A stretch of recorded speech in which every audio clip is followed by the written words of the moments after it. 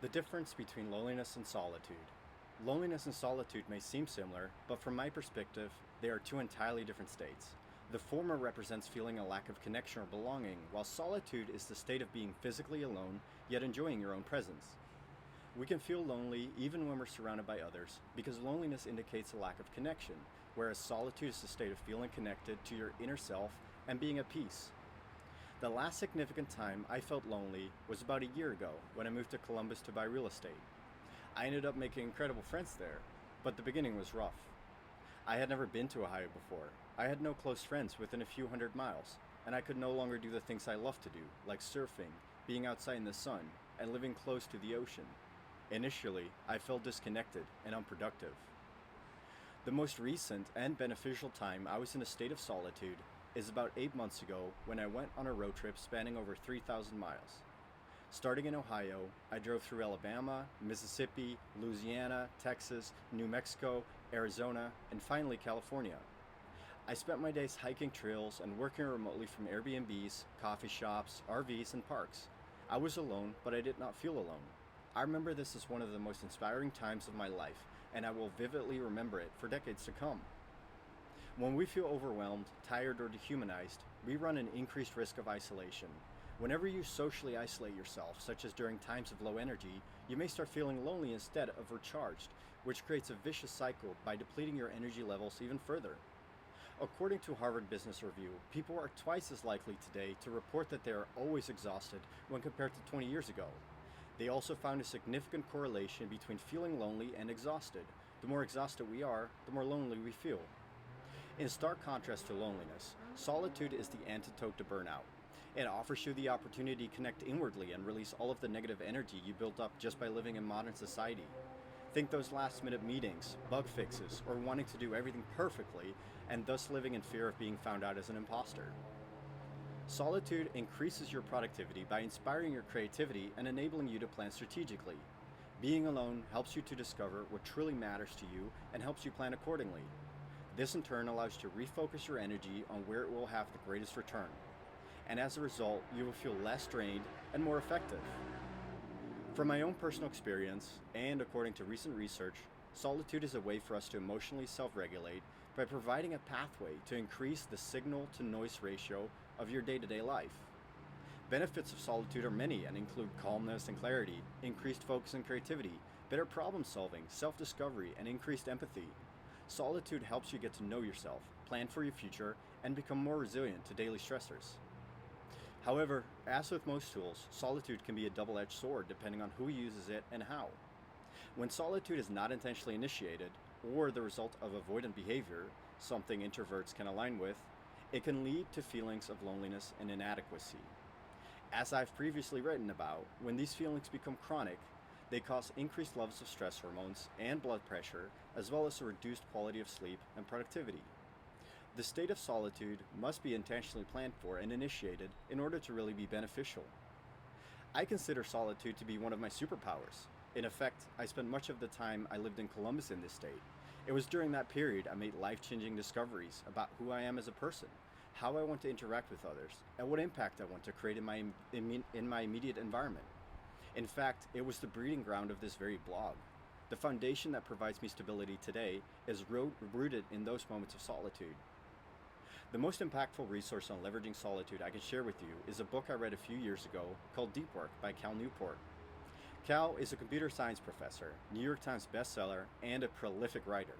He has published a total of 7 books and over 60 peer-reviewed studies. I know for a fact he would have been unable to do so without Deep Work, especially having a family. Deep work is a philosophy or mental framework that aims to help you perform professional activities in a state of distraction-free concentration that pushes your mental abilities to their limits. These efforts create new value, improve your skill set, and are difficult to replicate. Deep work is the antithesis to shallow work, which is non-cognitively demanding tasks that are often performed while distracted. These efforts tend to be easy to replicate without really adding much value. The ability to perform deep work is becoming increasingly rare and valuable in today's economy, especially with regard to knowledge workers.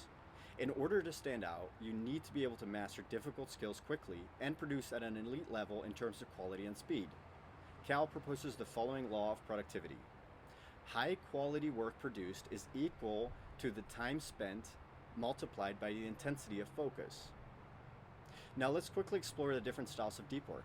Each style will have its pros and cons depending on who uses it and how. You don't have to get it right the first time around. Finding the one that works for you takes some trial and error. The monastic style is best described as isolating yourself for an extended period of time with zero distractions or shallow work. Think Bill Gates' annual Think Week, where he isolates himself in a secluded cottage and spends his time thinking, reading, and researching. The bimodal style entails reserving a few consecutive days when you will be working monastically. You won't be taking consecutive weeks or months to isolate yourself, but instead take a day here or there to do shallow work and then return to a monastic style of isolation. The rhythmic style tells you to take 3 to 4 hours every day to perform deep work on whatever project you're working on. Outside of these allotted blocks, you spend most of your time recuperating and doing shallow work. I have found this style to fit in best with remote work and family life. Finally, the journalistic style is more of an advanced use case. It has you alternating your days between deep and shallow work as it best fits your blocks of time. This style works well when shallow work is not optional, but must still be separated from the deep. I personally stick with the rhythmic style because it fits best with my schedule as a software developer. I take 2 to 4 hour blocks in the mornings and afternoons to work on projects with no distractions and rest in between. In order to gain the most out of your solitude, integrate the following disciplines of execution. 1. Focus on the important. Identify a small number of outcomes you wish to accomplish during your deep work hours. 2. Act on lead measures. Ask yourself what measurables you can set in order to track how effective your deep work is at reaching your goals. 3. Keep a scoreboard. Track hours spent in deep work on a weekly basis in order to gain insight into your resource allocation. 4. Create accountability. Use weekly reviews to celebrate your wins, understand what went wrong, and figure out how to maintain your momentum for the week going forward. These are the steps I recommend for you to integrate deep work based on my own experiences during the past few years, incorporating it into my own life. 1. Choose a deep work philosophy that fits best with your schedule and personality. Again, you may have to try some things here. 2. Schedule deep work blocks and place them in your calendar. It's critically important that you stick to them. 3. Decide where and how you will perform your deep work. What will you eat? What music will you listen to? 4. Leverage the 4 disciplines of execution in order to stay on track. 5. Implement a shutdown ritual at the end of the day in order to prevent doing work in the evening that usually isn't really important. Our modern day world is filled with distractions rooted in instant gratification and low impact activities. In order to rewire your brain towards productive solitude and away from the control of others, you must become comfortable embracing boredom. Don't immediately start scrolling through social feeds whenever you have some dead time. Don't allow yourself to become dependent on being entertained by others. Become comfortable just being. Overwhelmed by unnecessary information is akin to Stack Overflow in the brain, and it won't make you produce any faster. Because our days tend to be so fragmented, rubbing off of the chance to go deep, I recommend sitting down in the mornings and scheduling your activities for the day in 30-minute blocks. You can schedule deep work however you want. Just make sure you know when you will do the work and what you will work on. If you believe this information can benefit anyone you know, please don't hesitate to share this blog post. You can also sign up for my newsletter on my website, thedebuglife.com, to receive blog updates, and you will receive the 2022 React Developer Roadmap for free.